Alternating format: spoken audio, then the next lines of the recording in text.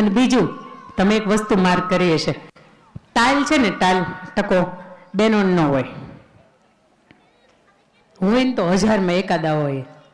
અહીંયા અમારે પુરુષોમાં લાગટ હોય. શું કામ એને જવાબ મળી ગયો ને કે આપું હું? હા, 20-25 તારીખ થાય ને એટલે મારા વાળ ખરવાની શરૂઆત વધારે થાય.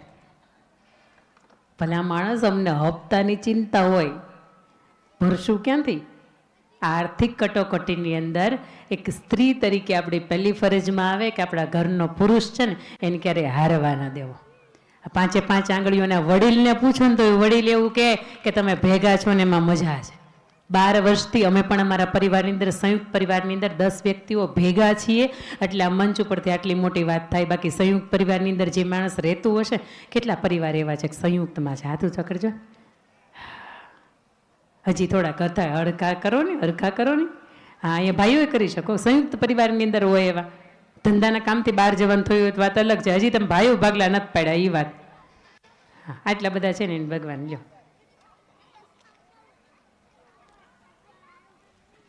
પરિવાર જુદો એટલા માટે નથી થતો, ડખા થાય છે.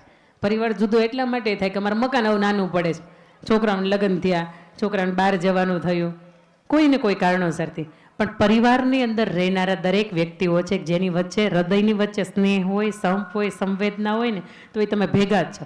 કદાચ દુનિયાના પહેલા ખૂણે કે આ ખૂણે રહેતા હોય, ડઝન્ટ મેટર.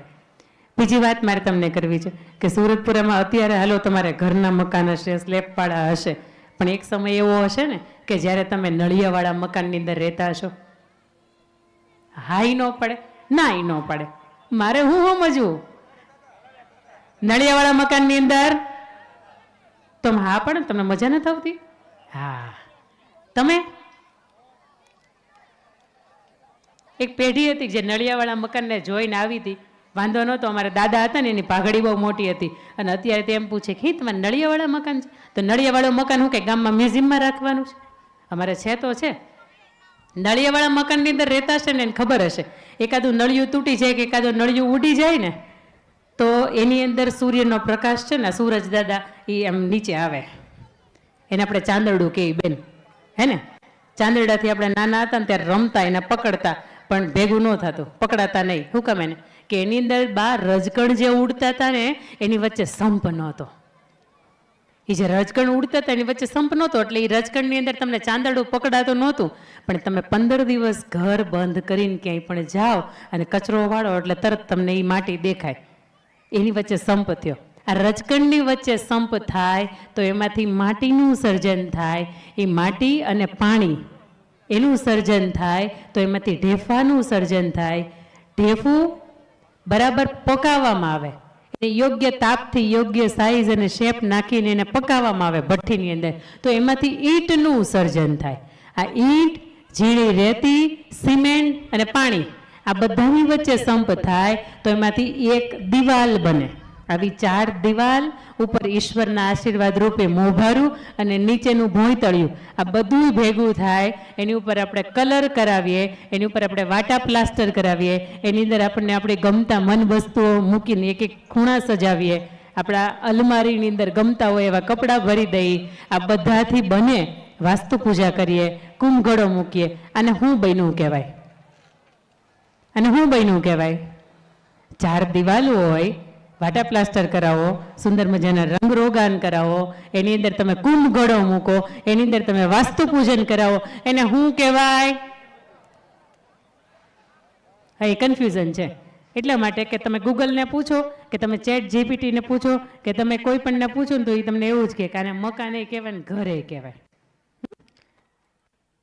આ નિયમ છે કે એ લોકો સમાનાર્થી શબ્દ સરખા આપે. તમે એને પૂછો ને મકાનમાં ઘરમાં શું ફેર, તો એ તમને એવો જવાબ આપે કે બેન 2 હરખા.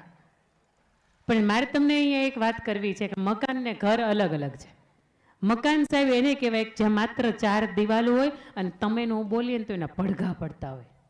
અને ઘર એને કહેવાય કે 4 દિવાલ હોય, ભલે નાનું હોય, પણ જેના આંગણે તમે ઊભા હોય ને તો તમને અંદરથી કોઈ આવકારો આપવા વાળું હોય. સાહેબ મકાન એને કહેવાય કે એની અંદર તમે રડતા હોય ને તો તમને કોઈ પૂછવાય ન આવે હું કામ એને રડે છે. તમે ભૂખ્યા હોય ને તમને કોઈ પૂછવાય ન આવે તો હું કામ એને ભૂખી છો.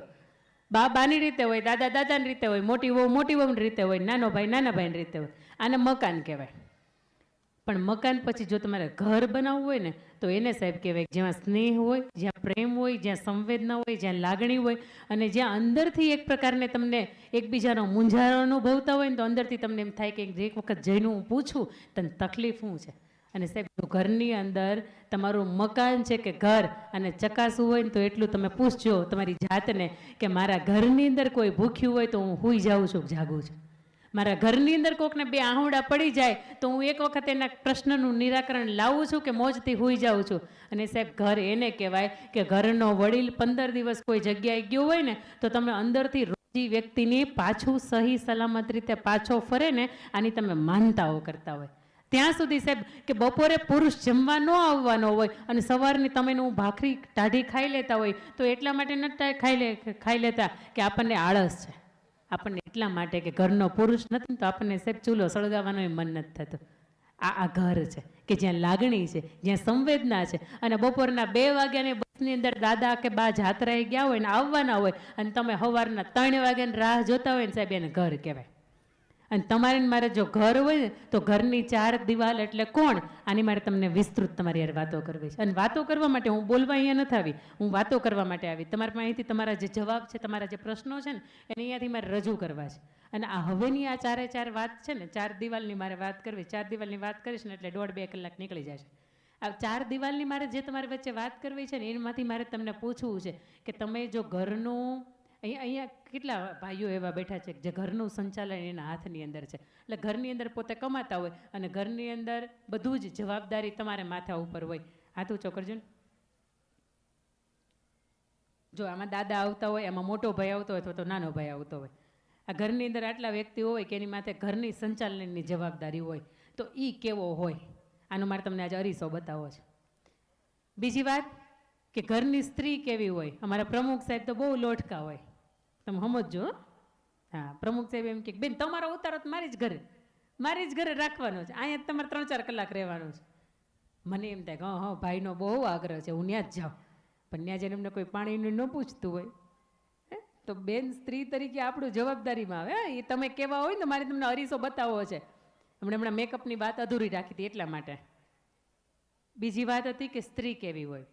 ત્રીજી વાત હતી કે તમારે મારે આંગણે ઉછળતા આ 12 થી 22 વર્ષના સંતાનો કે ગમે ત્યારે પોતાનું જીવનનું પરિવર્તન થઈ શકે છે. 12 થી 22 વર્ષનો સમય એટલે ગમે ત્યારે પોતાની દિશાને ભટકી જવાનો, દિશાને બદલી નાખવાનો, કે સંગત ફરી જાય ને તો જીવન બદલી જાય, આવો આ સમયગાળો છે. આની વચ્ચે ઉછળતા તમારા મારા દીકરા કે દીકરીઓ ખાસ કરીને અહીંયા બેઠી છે ને તો એમ મારે પૂછું બેટા કેવા બનજો તો સૂરજપુરાના આંગણે આ સૂરજ એનો કાયમી તમારો મધ્યાહને તપે. અને તો બીજા 50 ગામ વાત કરે કે નહીં અહીં લક્ષ્મીપુરા છે, આગળ છે ને ઘણા બધા પુરા છે, લક્ષ્મીપુરા છે, તો એની અંદર એમ થાય કે નહીં સૂરજપુરાની દીકરીઓ હોય ને એટલે એમાં કાંઈ ન ઘટે. આવી છાપ છોડવાની છે ને એટલે તમારે અહીંયા ભેગા થયા છે. આવતીકાલે સંતવાણીના કાર્યક્રમ છે અંદર છે, એમાં મજા બહુ આવશે, બહુ મજા આવશે. સવારે સુધી કદાચ ચાલે ને તો સવારે સુધી મજા આવે. પણ એમાંથી તમને કંઈક જીવનમાં ઉતારી શકો ને આવી એકેય વાત નહીં મળે. છેલ્લા દિવસનો ડાયરો છે, ડાયરાની અંદર આવશે, લોક સાહિત્યકાર હશે તો એકાદી 2-5 વાત એવી કરશે કે જે જીવનની અંદર ખરા અર્થની અંદર ઉતારી શકાય. ત્રીજી દિવાલ એટલે ઘરની અંદર દીકરા અને દીકરીઓ એ કેવા હોય તો બેટા તમારા મા બાપથી કે તમારા ઘરના કુટુંબથી કે તમારા ઘરના જે વડીલો છે કે તમારા ગામના વડીલો છો એનાથી માથું ઊંચું રહે. અને ઘરની ચોથી દિવાલ એટલે ખાસ કરીને મા બાપ. દાદાને લગભગ મારે કાંઈ કહેવાનું જ ન હોય, કારણ કે દાદાને ખાલી હાજ પાડવાની હોય. સમજાણું? ધીરે ધીરે લાઈટ થાય પણ થાય. આ જે કહેવાનું હોય અમારે બાને જ કહેવાનું હોય. બા ખોટું નહીં લગાડતા હો, જરી કે ખોટું નહીં લગાડતા, કારણ કે તમે બની શકે કેવા નથી. પણ અત્યારના 70% હાહુબા એવા છે, આંખમાંથી પડાવે આંસુ, કામ હોય તમારું ત્રાસું, એને કહેવાય, હા એને સાસુ કહેવાય. કામ તમે કરો ત્રાસું, આંખમાંથી પડાવે આંસુ, એનું નામ સાસુ. એટલે સાસુબાને થોડોક ઠપકો આપીને જાય છે. મારે હાહુબા છે ને બહુ ડાયા છે. હું છું ને એની કરતાં 3 ગણા મીઠાશવાળા છે. મને એમ થાય કે એની યાર રહીને મને ડાયાબિટીસ ન થઈ જાય. પણ સાસુબાના જીવન, મારા જીવનના જે સત્ય પ્રસંગો છે ને એ હું મારા જીવનની અંદર કહીશ. તમને એમ થવું ન જોઈએ કે બેન અહીંયા મંચ ઉપરથી બહુ બોલે પણ એને હાહુબાની યાર એમ રહેતા હશે. આ વાત બહુ મહત્વની છે. બેન એ બોલે છે બહુ પણ એને પતિને હારે એવી રીતે રહેતા હશે. અમારે આવ્યા છે, અમારે એ આવ્યા છે હારે, તમારે પૂછવાનું છૂટી તારે વાંધો નહીં. એના સંતાનોને એવી રીતે સાચવતા હશે. તમે જો સોશિયલ મીડિયાની અંદર કદાચ મારી જોડાયેલા હોય ને તો મારો રોજનો નિયમ છે કે રોજની 1 કલાક મારે એને આપવાની એટલે આપવાની જ. યુટ્યુબમાં ગોતો તોય ભલે, પુસ્તકોમાંથી ગોતો તોય ભલે, રોજની એક વાર્તા મારે મારા સંતાનને કહેવાની ને. આ મારો એનો જન્મ થયો ને ત્યારથી 6-8 મહિનાના થયા, ધીરે ધીરે શબ્દો ઓળખતા બોલતા થયા, ત્યારથી આ નિયમ કર્યો છે. આ જેટલી પણ વાતો અહીંયાથી થશે ને એના જીવનની અંદર આચરણમાં હશે ને તો જ અહીંયાથી થશે.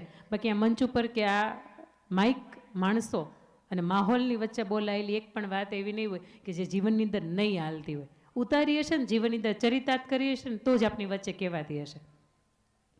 ઘરની આ 4 દિવાલ, એમાંની પહેલી દિવાલ એટલે ભાઈ કેવો હોય. સાહેબ તમે શ્રીમદ ભગવદ્ ગીતા ખોલો દાદા, એમાંનો પહેલો અધ્યાય અર્જુન વિષાદ યોગ, અને એમાંનો પહેલો શ્લોક છે ધર્મક્ષેત્રે કુરુક્ષેત્રે સમવેતાયુ યુત્સવે માનમકા પાંડવાશ્ચ કિમ કુર્વત સંજય. એનું ગુજરાતીમાં સરળ ભાષાંતર એવું થાય, ધૃતરાષ્ટ્ર સંજયને એવું કહે છે. તમે સમજો 700 શ્લોકમાંથી એક જ શ્લોક ધૃતરાષ્ટ્ર બોલે છે, અને શરૂઆત જ ધૃતરાષ્ટ્રથી થાય છે. ધૃતરાષ્ટ્રનું મારે અહીંયા ઉદાહરણ એટલા માટે તમને દેવું છે કે જો તમે ભેગા હોય ને તો તમે લગભગ 2 ભાઈ હોય, અને એમાંથી એક ભાઈ હોય ને એની પાસે સત્તા સંપત્તિ માલ મિલકત એટલું હોય ને બીજો ભાઈ હોય ને એની પાસે સરખું જ હોય ને એવું કંઈ લખ્યું નથી. અને ઈશ્વરની કૃપાથી 2 ભાઈ હોય ને એમાંથી 2ને હરખું હોય ને આવા બહુ ઓછા હોય. એકને વધારે હોય ને એકને સારું હોય ને એકને બિચારાને માન ભેગું થતું હોય, આવું હોય. અને એમાં દાદા કે બા કદાચ જો જીવંત હોય ને તોય પણ બોલી ન શકતા હોય કાંઈ, કારણ કે મોટો હોય અથવા તો નાનો, જે સદ્ધર ને જે આવડતવાળો હોય, બુદ્ધિ ચાતુર્યવાળો હોય, એ ઘરનું સંચાલન કરતો હોય. હવે ધૃતરાષ્ટ્ર સંજયને એવું કહે છે કે સંજય તું જો આ કુરુક્ષેત્રના મેદાનની અંદર મારા અને પાંડવના પુત્રો શું કરે છે. સાહેબ જે બાપની હયાતી નહોતી જે સંતાનોને, અને તેમ છતાંય તમે એમ કહો કે મારા અને પાંડવના, જ્યાં તમે ડિફરન્ટ ઊભો કરો છો ને, ઘણી વખત એવું બને કે આપણા ભાઈની હાજરી ન હોય અને એના સંતાનો ધીરે ધીરે કરતાં મોટા થાય, એને ભણવાનો ખર્ચો લાગે, એને મોટા થાય તેનો લગ્નનો ખર્ચ લાગે, અને કદાચ તમે ભાઈઓ ભાગે જુદાઈ થઈ ગયા હોય તો એની એમ ન કહેવાય કે તું તારી રીતે તારું કરી લે. સાહેબ તમારે એનો બ્લડનો રિલેશન હતો, બ્લડ લાઈફનો રિલેશન છે.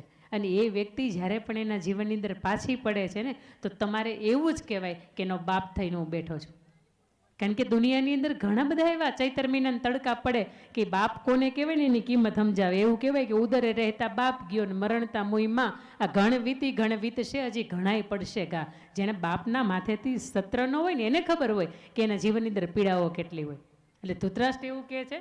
અને એ સમયની અંદર રજસ્વલા ગાંધારીની સામે દ્રૌપદી, આખી ભરસભાની અંદર દ્રૌપદી એવું કહે છે કે તમે તો જોવો છો ને, તમે તો રાજા છો ને, ભલે તમને દ્રષ્ટિથી નથી દેખાતું, તમને કાન તો ખુલ્લા છે ને, તમને તો ખબર છે ને કે દુશાસન મારી સાથે જે કરે છે એ અન્યાય છે, તો યોગ્ય નથી કરતો. 100 કૌરવ હતા સાહેબ, એમાંથી એક જ વિકર્ણ એવું બોલે છે કે આ આપણે મહારાણી કહેવાય ને, અને આવી રીતે તમારે એના વસ્ત્રોનું હરણ ન કરાય. અને તેમ છતાં બધા એને ચૂપ કરી દીધો. તે દિવસે ધૃતરાષ્ટ્રે એવું કીધું હતું કે એ જે કરે છે એ યોગ્ય જ કરે છે.